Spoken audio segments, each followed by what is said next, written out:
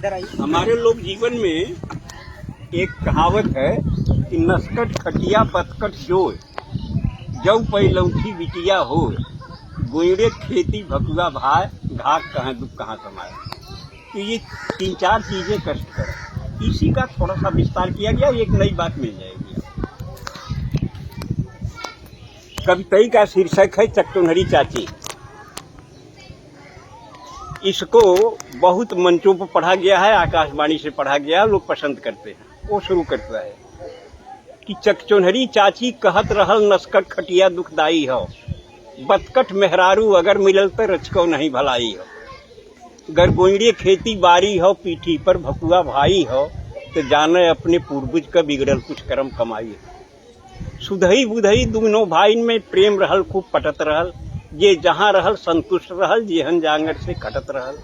लेकिन देवरान जेठानिन में दोनों में नाही बनत रहल, बिस्कुट बानी हर समय रहल, आए दिन झगड़ा ठनत रहल। जन्म जन्म के दुश्मन इस दोनों जन आँखी में खटकें, उन्हें देख चौका पटकें तो उन्हें देख बेलना झटकें। सुख दुख के बाँटब दूर भयल, बोलब चालब भी विष होइया, मुँह झोरा ऐसा लटकाई लिहिन रुख दोनों के 36 होइया। गभुराए गजब बोली बोले आपस में, दोनों जरई लगिन वो बरई लगिन, भीतर भीतर अपने दुल्हन के भरई लगिन। भाई इनके पावन रिश्ता में दोनों मिल गजब गिराई दीन, और दिन रात कान फूकत फूकत पानी में आग लगाई दी। ताना तानी में बात बढ़ल, फिर भाईन में खटपट होइया, कुछ बनल गिरस्ती बिगड़ गई, खेती बाड़ी चौपट होइया। सुतहा रुपया कर्जा लेके छोटकऊ जने परदेश भगेन, बोझा ढोवे क मजदूरी कुछ एहर ओहर के करे लगेन।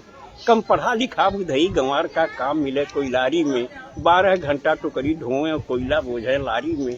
करिखा हो गया कपड़ा लगता, सज्जे शरीर करियाई गई, अगली पछली कुल सुझे लाग, मोहर सकल हेराई गई। वह दिना बेचारू बुधई ते जाने बिल्कुल बौराई गैन। रचना तब की है जब मोबाइल नहीं था। जी जी। वह दिना बेचारू बुधई ते जाने बिल्कुल बौराई गैन, जब दुई दुई बैरन चिट्ठी एक कई दिन घर से पाई गैन। तो पहली चिट्ठी मेहरारू के पहली भेजा था वो, पहली चिट्ठी मेहरारू के, दूसरी माई के हाथे से। देखिए कविता के संस्कार को संभालने के लिए इसमें थोड़ा परिवर्तन किया है, जबकि परिस्थितियां बदल गई हैं। तो पहली चिट्ठी मेहरारू के, दूसरी माई के हाथे से, पहली गोरे के तरे धरन, दूसरी लगायन माथे से। माँ की चिट्ठी का जवाब दिया, कुल पढ़ पढ़ाई के जान समझ लिख के समझायन माई के, जिक्रे कर्जा से आज तलक बा दुनिया में भरपाई के। लिखता है कि प्रणाम हजारन बार कहीं तोहरे चरणन में हे मैया, जुग जुगती दुगनो चुक जाई तोहरे वर्णन में हे मैया। विज्ञान बढ़ल बा यह युग में कुछ नई नई अजगुत के, धरती का मनई कल पुर्जा से चांद तलक पहुंचाई दे, पर लाल लहू के श्वेत दूध अभी तक नहीं बना सका। विज्ञान और टेक्नोलॉजी नहीं पाई, पर लाल लहू के श्वेत दूध अभी तक नहीं बना सका। माई के कारिस्तानी से विज्ञान न आगे जा सका। तो माई रे तोरे असीसन से जांगर जिंदगी भरपूर रही, प्रफुल्लित रहब रन में बन में दुख और दरिद्र दूर रही। तोहरे पूजा तोहरे तप से खुशहाल हमार शरीर रही, विश्वास की हूँ तोहरे दूधे का कायम ही तहरीर रही। अरदास अंत पे बा मैया तू तनिक करेजा मोट की हूँ, आशीष देत की बेटवा के तू मापन आंसू पहुँच। फिर दूसरी बात जिसके लिए पूरी बात कही गई है कि फिर मेहरारू के लिखें, फिर मेहरारू के लिखें तो के चाही गहना सोना चानी, कंघी दर्पण चोटी चप्पल चोली चौकस चूनर धानी। पाती से पता लगल हमके ते हमरे बिना उदास है, ना खात है दाना पानी ते हरदम गारत आंस है। तो सीता हरण सुने होगी पंडित से कथा रामायण में, बिरहा चैता कजरी सोहर सावनी लावनी गायन में। जब पंचवटी में सीता के रावण धैलेस बरजोरी से, सीता का आंस बहे जैसे पानी बरखा के ओरी से। तब रावण बोलल है सीता को रावण पकड़ता है, रोने लगी। रावण ने कहा रो रही हो सीते, दशरथ के भंडार में बड़ा सोना चांदी था, जनक के पास भी सोने चांदी की कोई कमी नहीं थी, लेकिन तुम्हारी पति के प्रति निष्ठा अविचल थी, अटल निष्ठा थी, इसलिए तुमने सोने चांदी की तरफ देखा नहीं, राम के साथ चली आई। और वह राम तुम्हारे साथ तब तक रहा सीता जब तक सोने चांदी से तुम्हारा मोह नहीं जगा था। आज माया के सोने पर, रोल्ड गोल्ड पर तुम्हारा मोह जग गया तो राम छूट गया। और जब सोने का ही सवाल अहम है तो चल लंका जहाँ सोना ही सोना है। कौन सी गलती किया था। जब पंचवटी में सीता के रावण धैलेस बरजोरी से सीता का आंस बहे जैसे पानी बरखा के ओरी से। तब रावण बोलल, हे सीता, जब भयल राम वनवास रहल, दशरथ के महल अटारिन में सोनन का हास विलास रहल, लेकिन ना मोह भयल तोहके तब राज और राजधानी पर, तू लात मार के चली आऊ दशरथ के सोना चानी पर। तब पति का प्रेम मिलल सच्चा, कंडीशन थी। तब पति का प्रेम मिलल सच्चा, विश्वास राम में बना रहा, सोना का सूरत दूर रहल, विश्वास पति में घना रहा। माया का सोना हिरन देख जब लालच लोभ त्योहार बढ़ल, पति प्रेम भुलायल, सोना का जब विकट कपारे भूत चढ़ल, तो दुर्गत का पहरा आयल, किस्मत करम फुटल सीता। सोना के भारी लालच में लपट के साथ छूटल सीता। सोना का चाह तो है बाटे, तब तक बेकार कुल रोना हो, अब चला चली लंका नगरी, जोने में सोने सोना। ये बात याद कर रावण कहा, आवाज सही हो सदा रही, सुख वही मिली उतने जितना किस्मत में जिक्र बदा रही। आगे भी जौने नारी के सोना के लालच धरे रही, छुट जाई ओकर राम सुन पति कबन ओकरे घरे रही।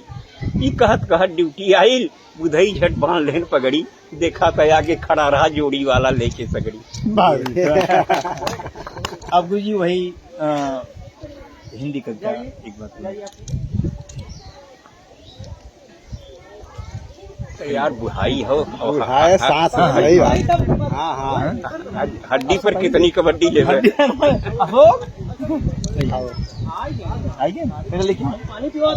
ठीक है, बैठिए, मैं सुना दे रहा हूँ। और नमामि गंगे कहाँ इस पर बहुत चल रहा है। सब लोगों ने अपनी अपनी और क्षमता के अनुसार, शैली के अनुसार कहा। लोक भाषा में से नहीं, अखड़ी में देखिए।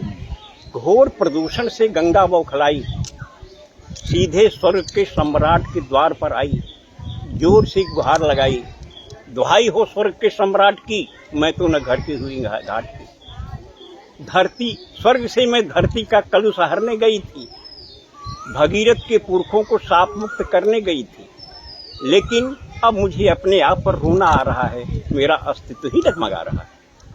देवराज बोले, गंगे तू कभी श्री हरिपद नख में समाई थी, ब्रह्मा के कमंडल में जगह बनाई थी, शिव के जटाजूट में भी लहराई थी, लेकिन जब विष्णु ने तुम्हें लात मार दिया, ब्रह्मा ने हाथ झाड़ लिया और शिव ने तुमको दिल दिमाग से उतार दिया, तभी तुम्हें तुम्हारी औकात बता दी गई, जब देवताओं का साथ छुड़ाकर तुम आदमी के साथ लगा दी गई। उतार दी गई। तभी तुमको तुम्हारी औकात बता दी गई, जब देवताओं का साथ छुड़ाकर तुम आदमी के साथ लगा दी गई। गंगे, तो युगों से तुम धरती का कलुष पी रही हो, एक छटपटाहट भरी जिंदगी जी रही हो। आदमी नहीं जानता कि यह तुम्हारी विवशता है कि महानता, लेकिन इतना सच जरूर है, ये तुम आदमी का कलुष न पचाती, उसको उसके ही प्रदूषण से न बचाती, तो अब तक उसके पाप का घड़ा भर गया होता और अपने ही प्रदूषण के जहर से आदमी मर गया होता। कैसा रहा ये? बहुत अच्छा गुरुजी। ए बेटा